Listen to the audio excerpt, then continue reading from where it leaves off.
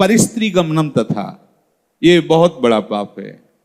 इसमें भागवत में आता है नरकों के वर्णन में कि जो स्त्री या पुरुष एक दूसरे को धर्म के विरुद्ध, जैसे जब तक ब्याह नहीं हुआ तब तक बच्चा या बच्ची को ब्रह्मचर्य रहना चाहिए।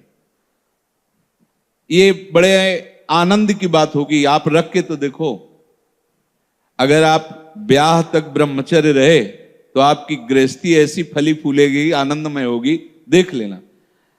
अब जैसे गेहूं गलेथ में हो, गलेथ माने होता है कि बाली निकल रही है, फूल उसमें छोटे छोटे आ रहे हैं, अब उस फसल को काट लो, कुछ नहीं मिलेगा।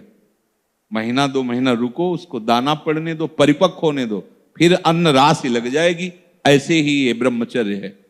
जो बाल्यावस्था से यौवन अवस्था तक अपने ब्रह्मचर्य का नाश करते रहते हैं, वो गृहस्थी लायक ही नहीं रह जाते।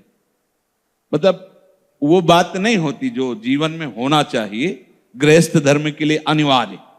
तो जो बच्चा और बच्ची ब्याह नहीं हुआ तब तक ब्रह्मचर्य का पालन करे, और जब ब्याह हो जाए तो पहले तो ये था कि नाऊ चले जाते थे, गांव के नाऊ ठाकुर, वो ब्याह तय कराते थे। ना बच्चा देखता था ना बच्ची देखती थी। कितना निष्ठा, कितनी श्रद्धा। पाणी ग्रहण के समय भले वो देख ले कि फोटो वाला जमाना ही नहीं था।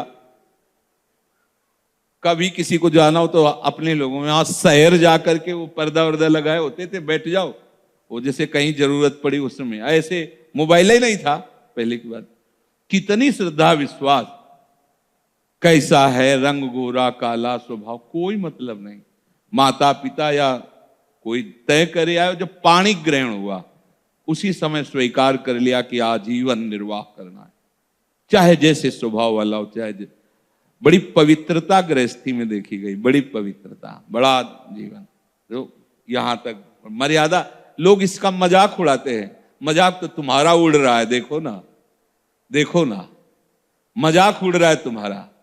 तुम्हारी क्या स्थिति है, क्या स्थिति है, अपने आप देखो तो आप खुद अपना मजाक करने लगोगे कि हमने अपना जीवन मजाक बना दिया।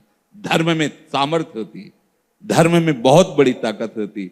ये जो बच्चे खिलवाड़ करते हैं या जो लोग खिलवाड़ करते हैं जानते नहीं। उसमें लिखा है कि जो स्त्री शरीर पर पुरुष से ऐसा कुछ संबंध करती है तो लोहे की तपती हुई पुरुष शरीर या स्त्री शरीर जो परस्पर ऐसा, उसमें कल्पों तक मरना है नहीं। कितना दाह होगा। रामचरितमानस में भी लिखा है, पति वंचक परपति रति करई, रौरो नरक कल्प सतपरई। जो अपने पति की वंचना करके, धोखा देके किसी और पुरुष के साथ वैसा व्यवहार करती है तो बोले 100 कल्प तक रौरो नरक में पड़ती है। ये शास्त्र झूठे नहीं है। 100 कल्प तक रो। अगर तुम्हारे भाग्य में कहीं ऐसा पति है कि भाई लंगड़ा हो गया है, उसकी आंख खराब हो गई है, सुनाई नहीं देता है, वो रूपवान नहीं है, तो मिला तो तुम्हारे प्रारब्ध से ही है ना। तो अंध बधिर क्रोधी अति दीना, ऐसे उपति करके अपमाना, नारी पाव जमपुर दुख नाना। मान लो रूपवान नहीं है, अंधा बहरा, कैसा भी भगवान की विधान से वैसा, उसे भगवान मान करके मानो, आराधना पद्धति से चलो। अगर पुरुष अपनी पति का जो भाव स्वीकार किया है उसका त्याग करके धोखा देकर दूसरी किसी स्त्री से, ऐसा घोर नरक का अधिकारी होता है वो। अगर ऐसा तो व्यभिचारी की बहुत बड़ी दुर्गति होती है।